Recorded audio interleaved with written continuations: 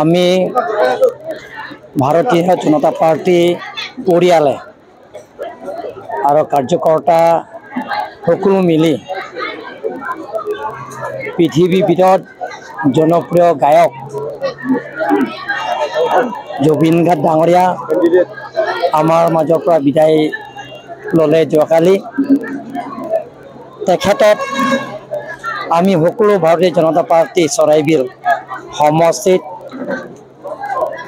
ৰাইজ আমি শ্ৰদ্ধাঞ্জলি জনালোঁ।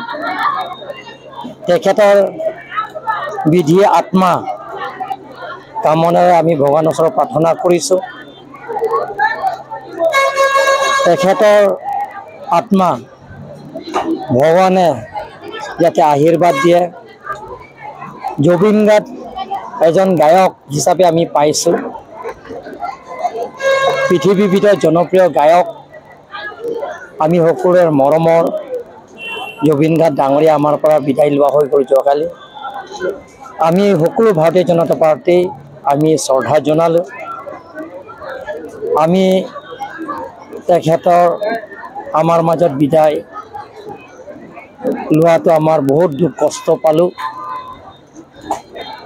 তেখেতৰ এজন অসমীয়া গায়ক হিচাপে বিশ্ব দৰবাৰলৈ লৈ গৈছে। তেখেতৰ গান শুনিলে আপোনালোকে এতিয়াও জুবিন গাৰ্গ আমাৰ মাজতে আছে বুলি আমি সদায় ভাবোঁ।